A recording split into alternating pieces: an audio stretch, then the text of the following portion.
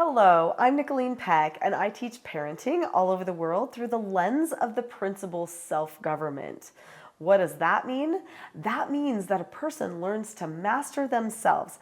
In this video, we're talking about parenting an upholder child with self-government skills and principles.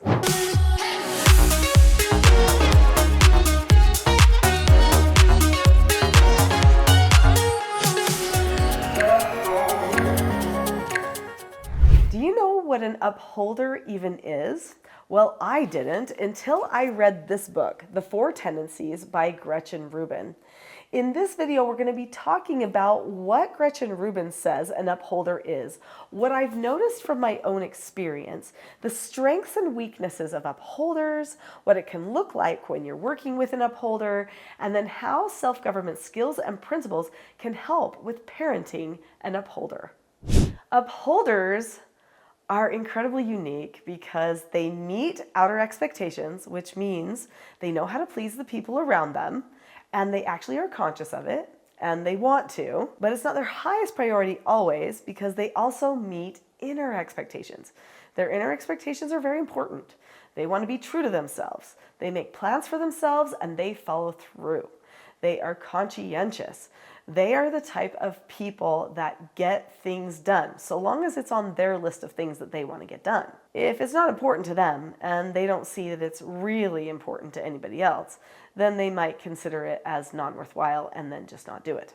So it's not that they're going to do everything. They still scrutinize, but if it is an expectation they have for themselves, or if somebody else in a relationship has an expectation for them, they will follow through and do it, even if it requires some inconvenience. In fact, that's the biggest thing, is there is no inconvenience for them so long as they got done what they felt like they needed to get done. The mantra for the upholder is, discipline is my freedom. When they feel like they are following through with what they wanted to do, maybe it's their diet, their exercise program, their house cleaning schedule, their homework plan, whatever it is, they actually feel like life is good. They love to check off the lists. Check, check, check. I mean, who doesn't love to check off the list? But the thing with the upholder is they actually do check off the lists. That's the thing, more than probably any of the other tendencies. So you'll remember there are 4 tendencies. There's upholder, obliger, questioner, and rebel. And the upholder is the one who is going to stay so true to themselves no matter what. Sometimes the upholder seems super rigid. In fact, if you have a child who's an upholder, they may have set a plan for themselves and they feel very put out if you change the plan. Now, if you're the type of parent that likes to adapt to what's going on around you and you feel like you need to just live in the moment each day, and you have a child that is an upholder, they are going to struggle with that. They are going to become frustrated with you. They may even over time feel like they can't trust you to follow through with things for their day. They may start seeing themselves as more mature than you, or maybe having greater skills than you have. They may start wanting to lead out. So that can happen.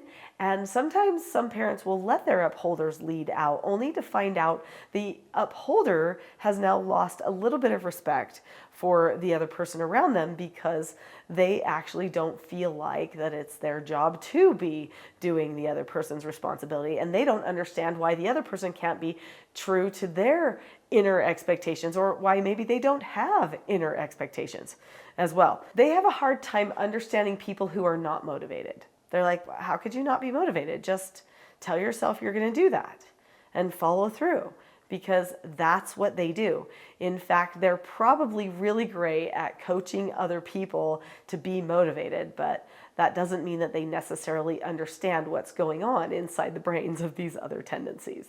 Now, if you've subscribed to this channel a long time ago, you know I don't normally wear glasses, but I'm actually going to read you something from this book, The 4 Tendencies, by Gretchen Rubin. She has a great list at the end of the chapter about each of the tendencies, where she lists their strengths, their likely strengths, she calls them, and possible weaknesses. I like how she says likely strengths and possible weaknesses, because that really speaks to me as a questioner. Like, you're really sure? Anyway, so here's the upholder. Likely strengths. Self-starter. That means they're motivated, self-motivated, they're conscientious, they're reliable. You can totally count on them. They're thorough, and they stick to a schedule. They're eager to understand and to meet expectations. So they want to know for themselves, and they want to know so that they can get along better with you. So what about their weaknesses? These are the possible weaknesses. A little defensive, because if they have a plan for how things are going to go, they want to follow through with the plan. And if somebody disrupts the plan or suggests that they might be doing something that's wrong, that's not going to feel very happy to them. And they might feel personally attacked. They're also more rigid than other people. They often struggle when plans or schedules change, so there's a little bit of anxiety there. They want to make sure that they follow through with their plan. And if they don't get their plan, they start feeling anxious, like their world's falling apart. Do upholders have a little bit more anxiety? Possibly. They can seem humorless and uptight. They may think they're a fun, easygoing person, but everybody else around them may not feel the same way. They are uneasy when rules are ambiguous or undefined. They want to know clearly the details. They want to be able to execute properly, so they do things exactly. They are impatient when others need reminders, deadlines, supervision, or discussion. They just don't understand why a person would be so disrespectful to them or to other people to have to be reminded all of the time. Does that sound familiar? They might be demanding of other people. So we might have the micromanager or the person who tries to tell everybody what they should do next. They may become anxious about obeying rules that don't even exist.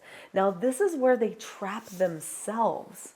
So they could do this thing where they envision that there's all these rules that they have to meet for themselves. Things like, when I brush my teeth, I have to put the toothbrush this way. I have to shake it off 3 times. It could be something like that. Now, these are possible weaknesses. Not every upholder is going to be like this. But if they don't hit all of those little rules, it could almost seem like an OCD tendency with some things. So they have a way that they do things. They don't like to step out of that way. So my dad is definitely, he's a questioner, but he's definitely an upholder too. And I like seeing how he works when we work on projects together. So as I tell him what to do, he will write down the exact steps of what to do. And then he does not intuitively try to figure out any of it. He sticks to the steps. And if I do it a different way the next time, he's like, "Why are you doing it that way?" I'm like, "Well, you can do it this way," because I'm a questioner, so I feel like you can make up steps anywhere you want. Anyway, but he is like, "No, okay, don't do that to me because I'm following these steps, and that's how I like to follow through." Dad, I love that upholder side of you. An upholder is calm when they feel like they have control of what's going on around them, so on the outside, and when they have control of what's going on the inside. So they really, really value control. And so in order to parent a person who values that much control, because they can't control everybody's everything, especially when you're living with people with lots of different tendencies, there are going to be moments that the upholder cannot control. So what do you do to help them? Well, they need skill development. In this book here, Parenting a House United, and in my TSG parenting course, I talk about different skills that they can learn that can help them feel planned, because that's what an upholder wants, is they want a plan. They want to know, what time do I start? What time do I end? What do I need to do during all the things in the middle? What do I do if I feel like I don't know how to do something? They want all the answers to all of those things. And if you can pre-teach them, which is talked about in this book, it's very helpful. Other things that I teach on this channel, as you might already have noticed, is how to have a family vision. So an upholder loves a vision or a picture of where they're headed.